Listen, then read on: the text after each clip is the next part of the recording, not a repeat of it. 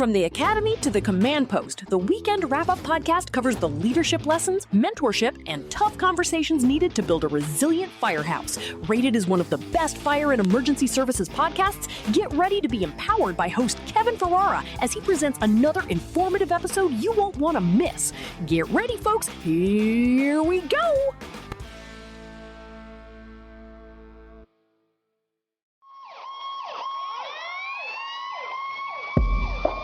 Welcome, everybody. You're listening to AFSO 21's Weekend Wrap-Up podcast.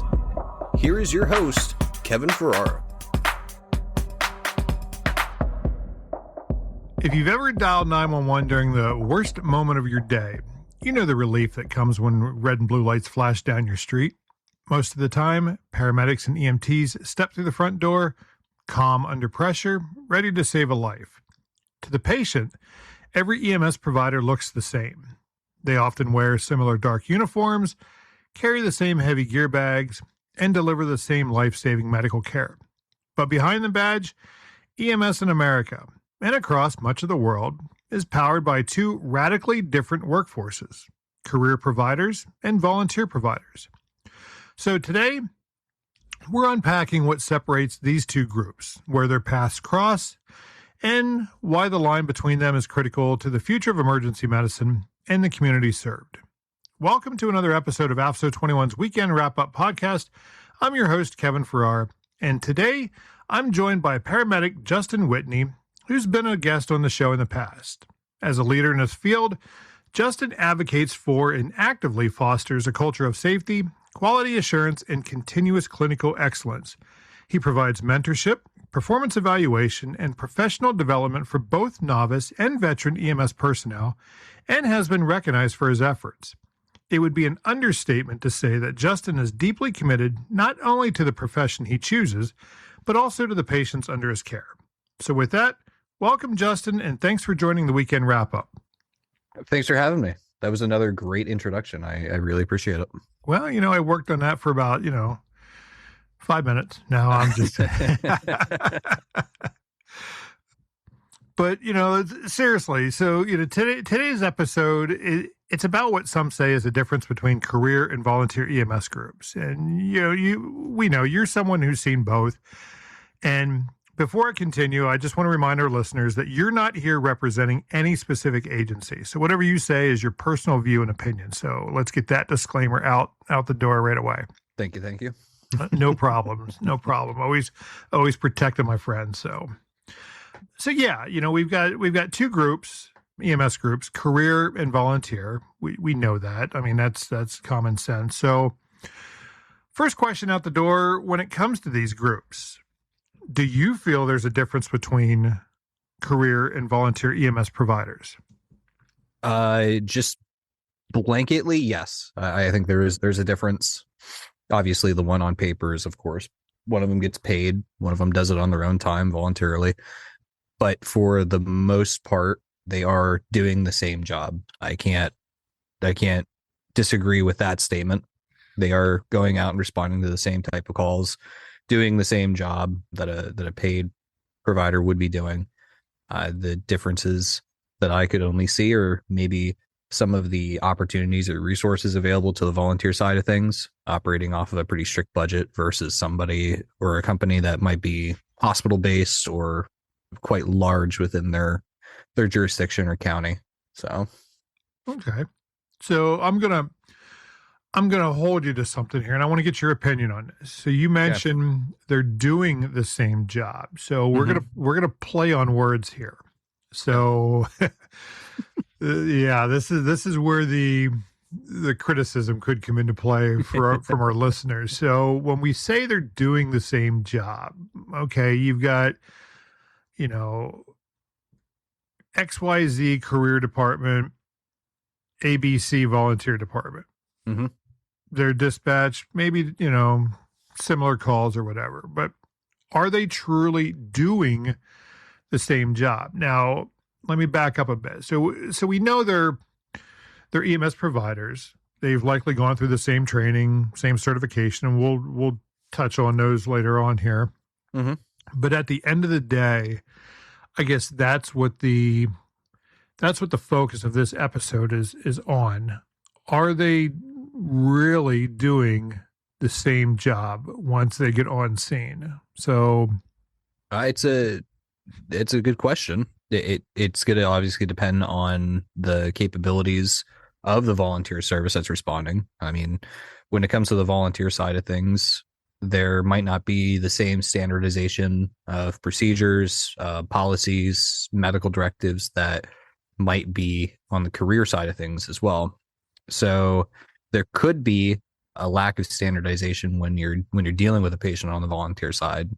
And then when we're coming to actual resources available as well, like I said before, the career side of things, whether it's hospital based or large agency style responses, they typically get looked at as a higher priority when it comes to funding, state funding, grants, everything like that, and they typically will get priority when they're buying equipment and resources as well.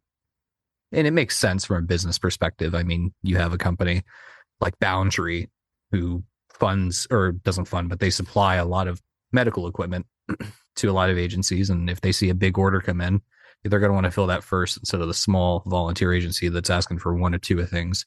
They're going to want to fill that 20 plus request of something else. So sure. Okay, so just thinking here in terms of the volunteer side, and I'm not picking on the volunteer side. I mean, there's a lot of great volunteer departments out there, but there's a lot of work that needs to be done within those organizations. So yeah, you had talked about directives, protocols, everything like that. Mm-hmm. We know, I think our listeners know, that a lot of that comes down from the administrative side. Yeah. It's, the administrators are in charge of dealing with those, and, they're in charge of writing policy and standard operating procedures and guidelines and stuff. So in the career side, I think our listeners can appreciate that there are full-time employees, staff, administrators that's their only job. That's what they were hired to do. They do that all day long, annual reviews, blah, blah, blah. Maybe not so much on the volunteer side. Do you think that on the volunteer side, there needs to be more focus? Maybe not so much focus, but, well, I guess focus, but even maybe some courses out there that would benefit volunteer organizations to assist them in filling those roles and performing those tasks. Yeah. I mean, I think the more available resources to the volunteer side of things would be incredibly beneficial for them, to give them a leg up, or to even get them into the same ballpark as the large career, or even like the fire-based services too. I mean, if you're looking at joint departments or strictly private EMS, large company, getting the, family run volunteer service, getting them up to the same opportunities, I'd say, than the career side, I think that would be incredibly beneficial.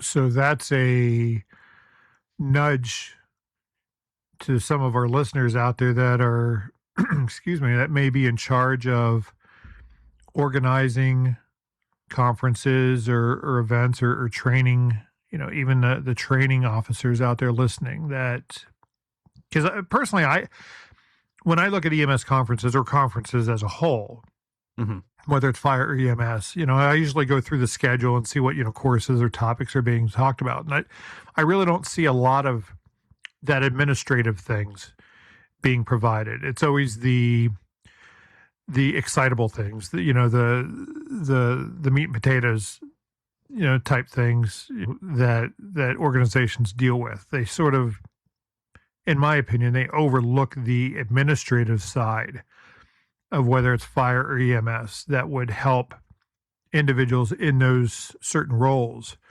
get better. that professional development. And so, it's what do you think about that? Do you think, have you seen something similar to that? And, if not, is that something that, in your professional opinion, you would like to see happen more often? Yeah, I mean, when you're talking about the conferences, I definitely agree. It's tailored towards the provider who's actually responding and going out to patients, and they kind of neglect the background or big picture administration, managerial leadership type providers. They kind of just ignore those people to a point. I definitely think when it comes to the conferences, it's definitely tailored towards the sole provider who's responding to the calls and the patients. They're kind of neglecting the background administration or leadership providers. When it comes to those people, I'll see like a handful of courses maybe throughout the year that are tailored, and usually they're internal of the department themselves. So, for example, like the department that I work for, there was within the past, I want to say maybe 3 years, I think, I saw one opportunity that was posted pretty regularly, or that was posted in general for like a leadership development course. And then everything else is tailored towards the clinicians on the trucks, going towards new interesting studies or new protocol implementations, anything like that. And they kind of hold off on the managerial side of things. So it's unfortunate. I wish that they would do it across the board for everybody. It shouldn't have to be the responsibility. I mean, I appreciate that it is that some departments do it, but it shouldn't be the sole responsibility of a department to build those people. It should be a collaborative effort, really, between, I would argue, even the state. You could even make it nationwide to develop leadership, so that it's leadership and supervision, so that people aren't kind of left in the dust. Yeah, and I relate to that, and I think a lot of the listeners, on the fire side can relate to that, because they see within the fire service there's almost a standardized career progression model. There's a professional development that, as you move up that career ladder, you're hitting these various benchmarks along the way to prepare yourselves, as you migrate towards those administrative and executive leadership, positions. I can't really speak too much on the EMS side, because, that's not my wheelhouse. That's, that's where you come in. So, I mean, have you seen anything like that, in terms of a career progression model or a professional development ladder that, and it, standardized across the board and say, hey, okay, you're this new EMT. This is where you're currently at. If you want to reach this position, these are the benchmarks that you have to meet along the way, say, within, 5 years, 10 years, it lays it out just like in the fire service. Have you seen something like that? No, there's nothing that's really standardized across the board. The only thing that they lay out, and there's not really even a prereq for the escalation, is just certification level, and it's dependent on schooling as well. I mean, schools will request maybe a minimum of 6 months as an EMT before you progress to an advanced EMT or a paramedic, if the school just wants you to go from BLS to ALS. But when it comes to the leadership side of things, no, there's nothing. Something that they, funny enough, look for is some type of degree. They just want people to go to college for a degree, and it doesn't even really specify in what your major is in. They just look for a degree, which I don't feel is completely appropriate. I feel like if there was something that was structured like, for example, like working in Pennsylvania State Fire Academy, where they have a pretty structured and outlined progression, ladder progression. Yeah. Whether it's towards like just generalized certification, so like introduction into like Fire 1 or Fire 2, or then when you start progressing into your officers and start taking on that more leadership and administration role, I think that would be a great adaptation for the EMS side of things, because we're kind of falling behind. And it makes sense. I see, because as EMS, we are still relatively new. I mean, I think somewhere around, what is it, like 60 something years old. I think it, like, paramedicine, at least in the state of Pennsylvania, where it all originated from, started back in the 60s. Fire was way before that. So, we've got a lot of catching up to do, but I still don't think that that's a very valid excuse. It's one that you could make, but it's not a very valid excuse for the lack of leadership development within the emergency medical services. So, well, yeah, and I agree, because I mean, here you had the fire model. That model is already established and is working. I mean, there's some tweaks that can be made along the way, but for the most part, I think everybody can agree it works. Mm-hmm. I think whether you're EMS, law enforcement, emergency management, anything like that, I think they can look at these established models and adopt them, and like you said, tweak them in accordance with whatever career field that you're in. So to say, well, we're new, and I'm not saying it's you. I think that the profession, and a lot of professions do that. Be like, well, we're new, we're still learning, we're trying to get our feet settled and everything like that. But it's and I think we talked about before, best practices. It's whether it's the airline industry did that in terms of near misses and everything. They looked at best practices, what's working, what's not, and the fire side sort of adopted that. That's where they got the whole firefighter near miss thing, was from the airlines. They would put out reports and say, hey, we encountered this, and it was a nationwide type thing. So I'm concerned with no matter what organization you're in, is that if you get somebody that is devoted to the profession and wants to move up the career ladder. I'm just worried, and I've seen it in the military and I've seen it in the fire service, is that as individuals, those opportunities open up. Individuals are at the door looking in and be like, well, wait a second, I don't have the experience because I was never offered that, or sometimes we see individuals get into these positions and then it's an on-the-job training. They're in the seat, and they're sitting there with their head in their hands, and it's like, what the hell did I get myself into? Yeah. I don't know what I'm doing, and I'm going, that's going to be reflective on me, and then their performance is affected. So, yeah, that's sort of where I'm going with that whole tract, is that I think there is a difference between career. I think the career departments have that laid out. Volunteer, not so much, because they may not see those opportunities, or they're just, hey, we're volunteers, we're too busy or whatever, we don't have the time. Because I hear that all the time in the fire service. Oh, we're just volunteers, we don't have the time to go through this or that. Well, then, okay, if you don't have the time or you don't have the desire, then don't fill the seat. It's that, it's that simple. So, right. So that sort of gets into, I've said in the past, especially with firefighters, whether providers paid or volunteer, they're usually certified by the same credentialing agency. It's either state or national. So, with me, I'm state EMT, you're national EMT paramedic, so you can practice anywhere in the state. So we know that high EMS call volumes in career systems, they lead to rapid clinical exposure, procedural repetition.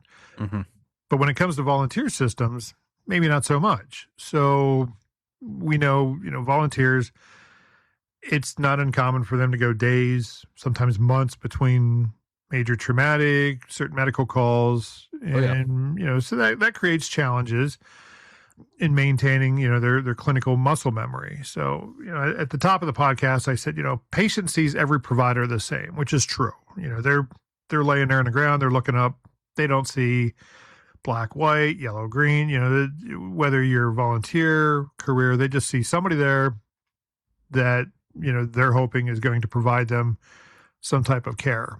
Right. So it's,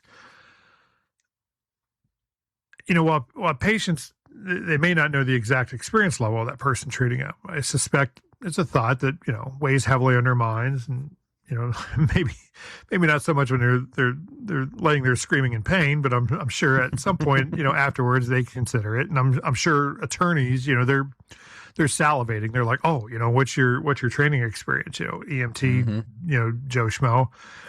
So, I like to get, your thoughts on a few questions.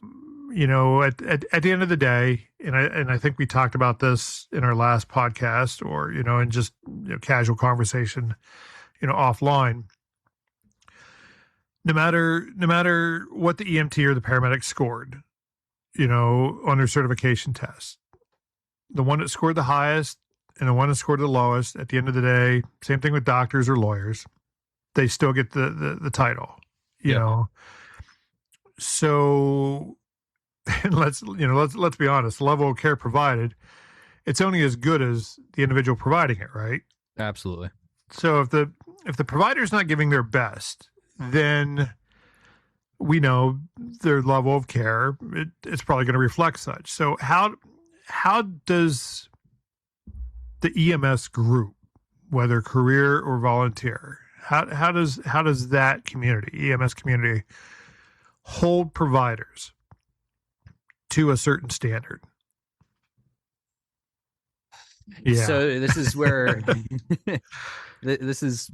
it gets a little frustrating for me, because there's a scope of practice that every provider is supposed to operate within, and there's a state and there's a national scope of practice, and the national typically encompasses everything. So anywhere that you go, your national scope of practice will cover that. Sure. And then the state, kind of how it works is they go through and they pick out what they want to adopt from the national scope, what they want to implement, what they want to change, and then they throw that into their state protocol, and then there's your state scope of practice. That's what you're operating off of there.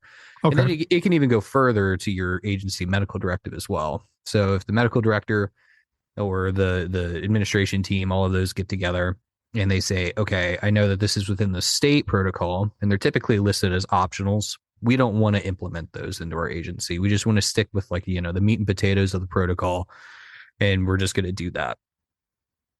Even with all of that reduced from the national scope of practice, which is larger, but after you get down to your agency, typically there's a lot taken out of it. And when you're operating in that field, there's still providers, whether they are paid or volunteer. And my experience is anecdotal. I've seen it more so from the paid departments, which this is going to be, a little plus for the volunteer side of things. Of course, it's just my experience, but the paid providers don't operate as knowledgeable in the scope as volunteers do. And my theory is they are just there. Those types of providers specifically are there for a paycheck or a title. They're not there to do the job.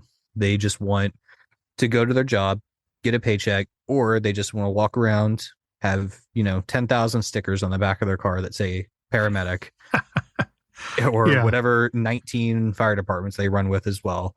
And they just want to go around and say, hey, look at me, I save lives. Yeah. And when it comes to the volunteer side of things, of course, there are those people. There are those people who they volunteer at a fire service or they volunteer with an EMS agency just for the title, just so they can go back and brag to all their friends about doing what they do. And if you're one of those people, I'll call you out right now. I don't think you should be in this field. If you're good at your job, that's a different story. But, if you suck and you still go around bragging about it, I see more of those people in the paid side of things. So in our area, when we're looking at those people who don't operate as efficiently, we don't look at them as paid or volunteer. We just look at them as the provider themselves. And it's actually nice. We just call them out on it. It's pretty well known that if you don't provide appropriate care to your patients, your name is going to get spread around very quickly that you are not a competent provider and that you really need to just do better. Okay. So Okay. that's just in this area here, but So in law enforcement side, there's a thing called the Brady list, to where if you have bad law enforcement officers that, have done certain things, they go on this list. Yep. The bad boy list. Yeah. Do you think, and it's not seen as a form of punishment, I think it's more of a accountability thing. Mm-hmm.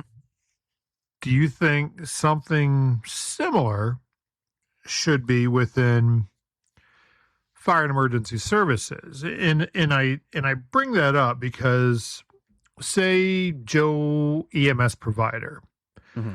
works for an organization, absolutely sucks. Yeah. Gets fired, Mm-hmm. or whatever reason, is no longer affiliated with a certain organization. Do you think their name should go on some type of list that when it goes into a system, that when they apply to maybe a neighboring department, or if they were nationally certified, they move out of state and they go to Iowa and they apply for a job out there? Do you think there should be something to where that agency in Iowa can pull up that individual's name and say, wait a second, you worked for a company back in Pennsylvania, you're flagged because of whatever. Mm-hmm. Maybe we need to reconsider hiring you? Because let's be honest, I mean, people are going to tweak their resumes to make them sound like gods, Mm-hmm.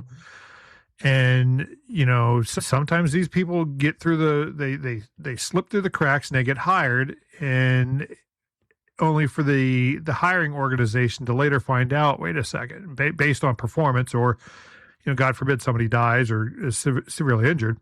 Sure. It's like, wait a second, this person isn't who they portrayed on their resume. Mm-hmm. So do you think there should be some type of system to where if you're in public service, I mean, you have a higher expectation of professionalism. Mm-hmm. Do you think, individuals that are involved in providing a service in public safety should have to be recorded in some type of national registry that people can look up and say, hey, this person's good, or no, they've been red flagged. Let's pass over their application. Do you think that's something viable? I think it could be. I might be on the extreme end of things when it comes to this, because if you work in this field and you're making really detrimental mistakes resulting in incredibly poor patient outcome, I'm of the belief that you should just have your certification taken away entirely. I believe that you just shouldn't be working. Okay. That's my thought process. And I've always thought that in today's world, and I get it, there's a clinician, there's a clinical aspect of the job, and there's a business aspect of the job. And when people are going through and we talk about they got to, put a warm body in the seat, I don't like it, but I can understand why they're doing it, because Sure. they're looking at it from a business perspective. Sure. Okay. I will always stay on the side of the clinical side of things, because that's what we're here to do.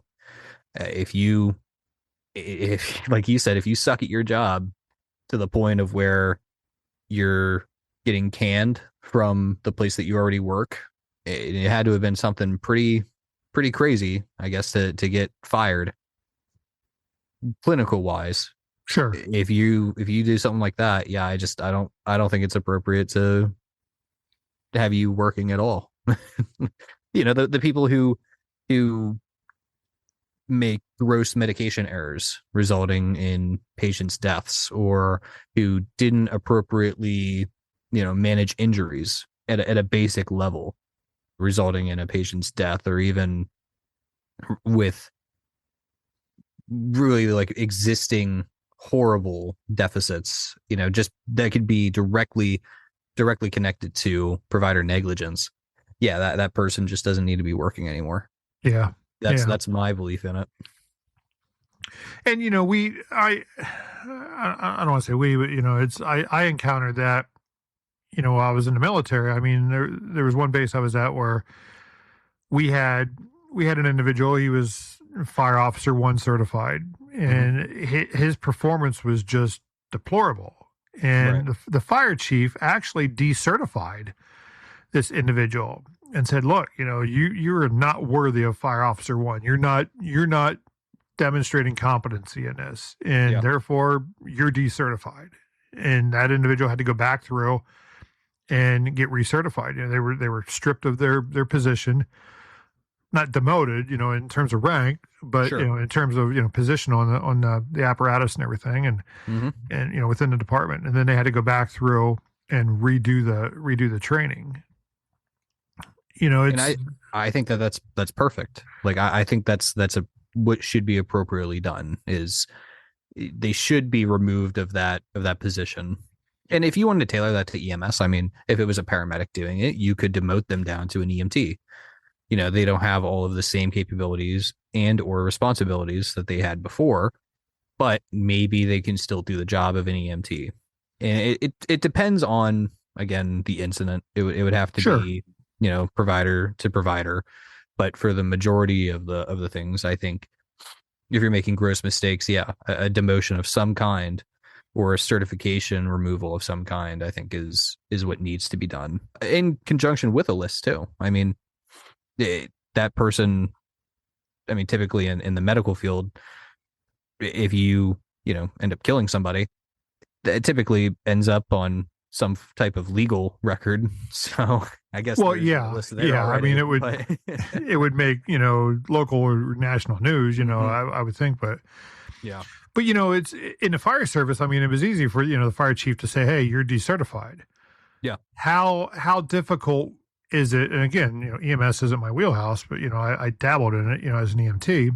How difficult is it to decertify? You mentioned paramedic. I don't think an agency can just come in and say, "Hey, Justin, you're a paramedic. You screwed up. We're going to decertify you down to EMT." Is that up to the local organization, or is that up to National Registry or whoever credentialed you? The organization has a lot of power in itself. When it comes to that provider certification, there's nothing that they can really do, but they can tell that provider to operate in a certain scope of practice. Because here in the state of PA, when you're working under an agency, you're working under that medical director's license. So that medical director has every right to tell you what you are allowed to do. And you might not agree with it. There's a lot of things like within my scope of practice that I'm not allowed to do, that I just don't agree with. Okay. But the medical director also has the right to isolate individuals, so they can only operate within a certain scope of practice or certain capabilities. So they could take somebody with the certification of paramedic and knock them back down to EMT just because they really don't even need a reason. They could just do it. Whether that provider wants to stay with the company, that's their choice. But the medical director, since everything is inevitably falling underneath them, they have the right to say what they want to do. Gotcha. So that sort of goes back to what we talked about earlier. Then, if that, and you just said, if that provider leaves that company, that organization, because they feel being wrongfully targeted, blah, whatever. Sure. They leave. What's stopping? Because their certification is still intact. They're just their scope of care that they could provide, scope of practice is limited, but their certification remains intact. So if they're nationally registered, what's stopping them from going to Iowa, as we said before, and applying? Nothing. Not okay. Yeah, nothing. See that, and that's my point. And I'm hoping our listeners can relate to that. Is that there's nothing stopping whether you're career or volunteer. Mm-hmm. If you have limitations put on you by, like you said, a medical director, mm-hmm. there's nothing stopping, and there's nothing that an agency can check on to see if you have these discrepancies, these red marks on your record. And that so that goes back to why I think there has to be something out there that again, when you're in the field of public safety, I think it's important that agencies have some type of database that they could look up somebody. I mean, we can look up individuals here in Pennsylvania. We can look up their certification level and see if they're still active, if it's been if their license is suspended or revoked or anything like that. But right. But that usually takes a while for it to mm-hmm. go through. I think there's something that could be more, mm-hmm. for an agency when you apply, is that, okay, they can cross-reference this database and say, hey, yeah, almost like, I don't want to say almost like a criminal record check, but it's a background check. I mean, you do a background check on somebody. Yep. That should be part of your background check, is that, hey, do you have any negative marks on your record?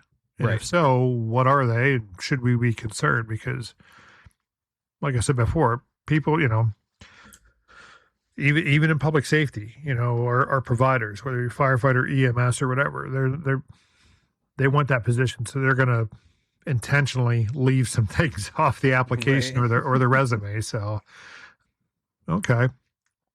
So, moving on. Here's something that I've sat here and thought about. We talk about that patient that's laying there looking up. They don't know whether they're volunteer or career. Mm-hmm. How important is it for a patient to know who their EMS provider is and their experience or competency level? I would say that it's important, but there's also, I think we talked about this on the last one that I was on. There's not a lot of awareness of the difference in certification levels that EMS providers can operate at. So when they walk through the door and they see emergency medical technician, and then they see somebody else behind them that says paramedic, they don't really know the capabilities of those people. Sure. And the differences between them. Are you also asking like on a personal level? Like no, I don't. No, I don't think on a personal level. I think, when they get there, mm-hmm. and again, if the patient's unconscious or they're hysterical, I don't think they're going to be focused on that. They just want somebody to take away the pain, stop the bleed, treat this. But I guess what I'm getting at is,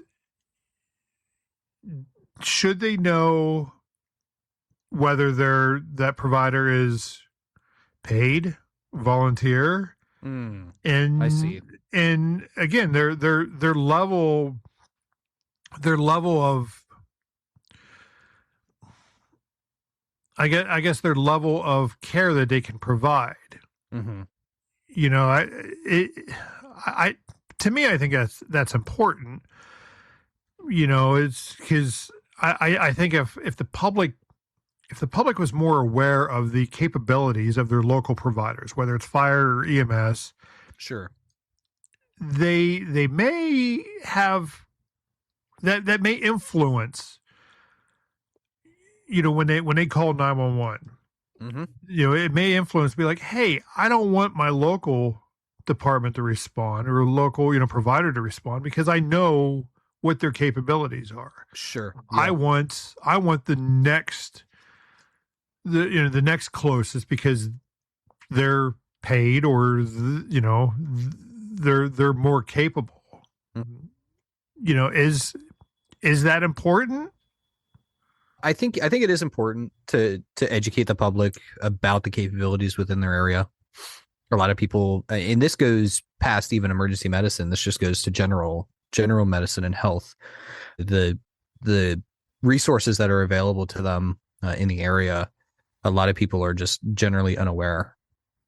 And when it comes to EMS specifically, though, I think they should be aware of what department is responding in their area, what are their capabilities, what are their staffing. Are they 100% volunteer? Are they a hybrid? Are they paid? Same with EMS as well. And I would even go as far to say their entire coverage zone should be public information. So, for example, like the agency that I work at, I think that it's a fairly large coverage area, and that should be made aware to all of those people, saying, "Hey, you live here. This is where, if you call 911, this is where your fire trucks are coming from. This is where your ambulance is coming from, and this is where your police departments are coming from too." And the whole first due, second due, third due, that doesn't need to be explained. That's getting a little too much. But when we're talking about just general capabilities in response to those areas, I think it is important to educate the provider, or educate the people of your community as to who is going to show up if you call 911. Okay. So who do you think owns that responsibility? Is it the providing organization? Is it the municipality? Who owns that responsibility of educating the public? I think it should be a collaborative responsibility between all of them. The municipality, I think, does have the core responsibility of it, and I would even say the county, your county dispatching system should be making it publicly aware that here are all the different, in our language, here are all the different boxes. Here's what's going to be responding to those boxes. They could lay it out in a more universally understandable or universal understanding way. But I think, just going onto a website, pulling up a map saying, "Oh, I live in, this area here. Oh, okay. I'm covered by units X, Y, and Z. Okay. That's it." I think that should be pretty made aware.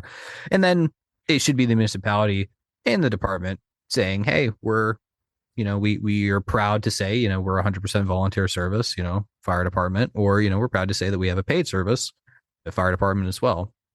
Sure. You could just disclose it however you want. Based off of what I've seen, I don't know, maybe you've seen it different, but I've never seen an agency kind of hide if they're volunteer, or even the opposite, like hide if they're a paid department. I don't know. Maybe you've seen that. Well, no. I mean, they just haven't come out and, it's not like they show up and be like, "Hey, good afternoon. I'm so-and-so from XYZ Volunteer Fire Department. I'll be your provider today." It's right. It's, Yeah, it's not something like that, but yeah. but I think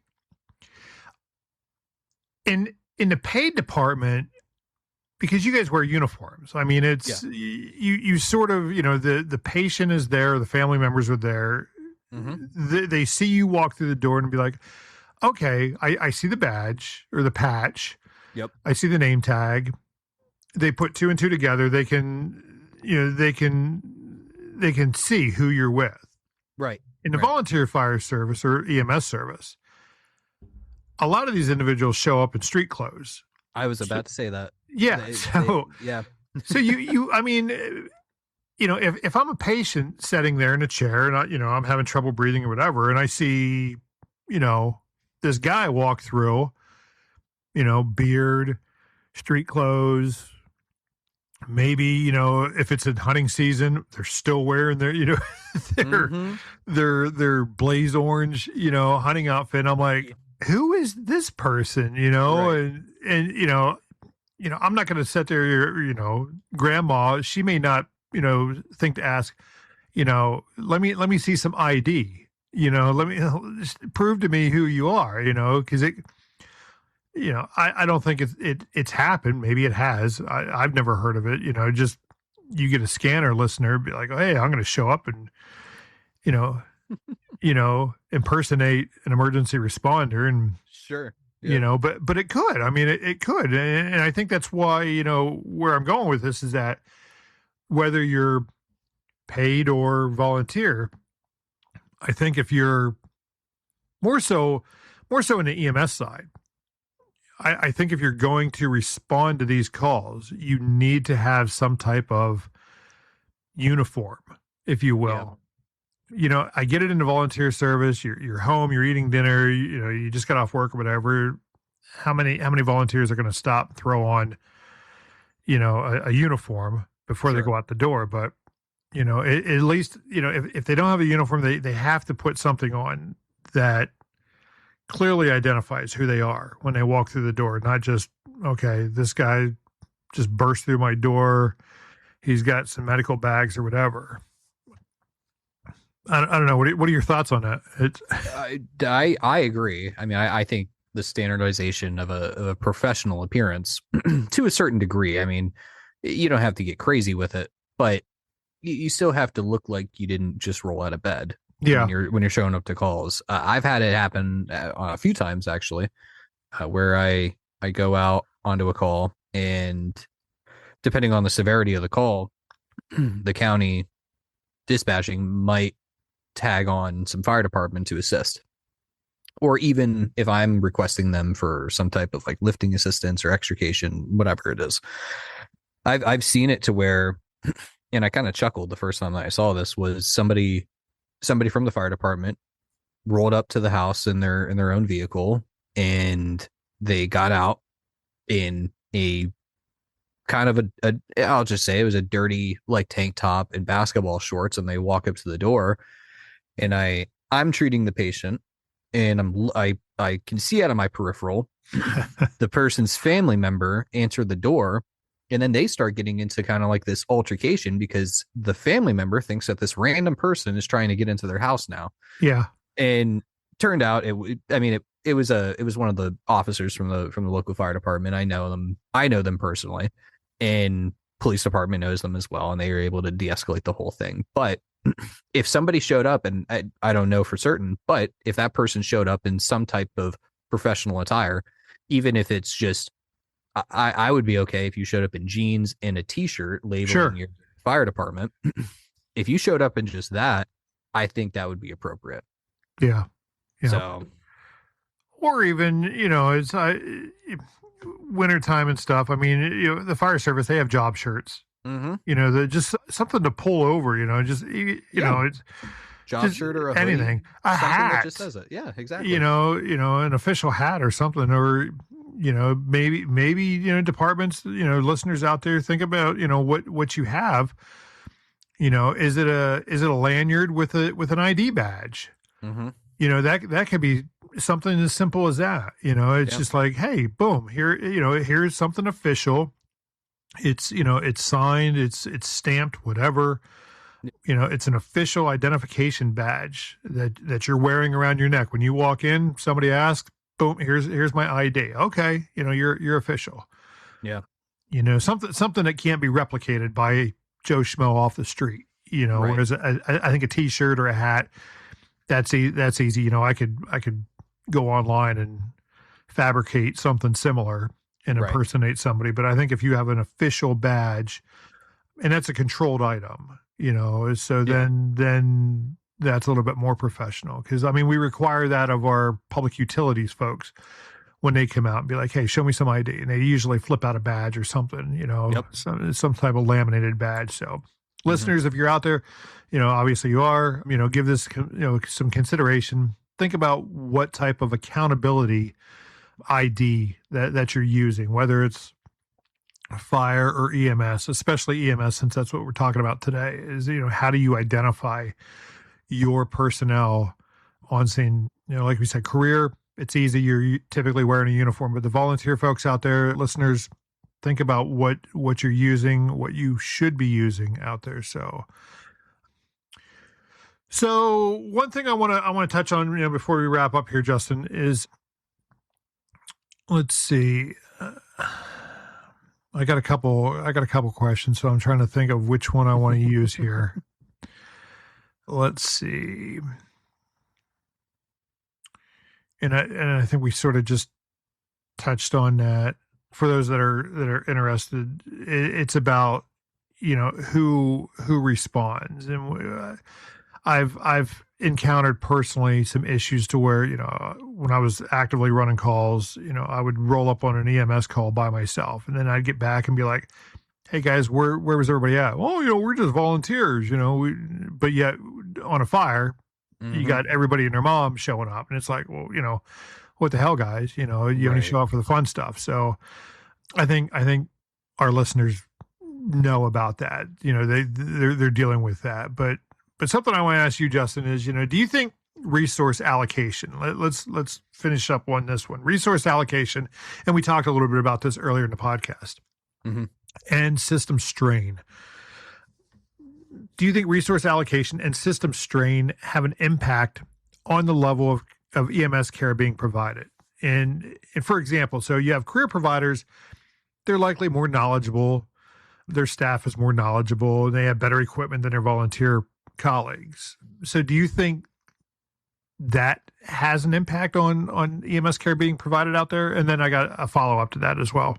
Yeah, obviously I would say if there's technological advances within the field and you have one department that's utilizing them appropriately and you have another department that doesn't have the option to utilize them for a multitude of reasons, it could be that definitely could be impactful to generalize patient care. When we're talking about kind of adapting to the new EMS or always continuously progressing EMS world, it's the responsibility, no matter what your agency operates as, whether it's a volunteer or a career, it's a responsibility to do your research and provide the best care possible.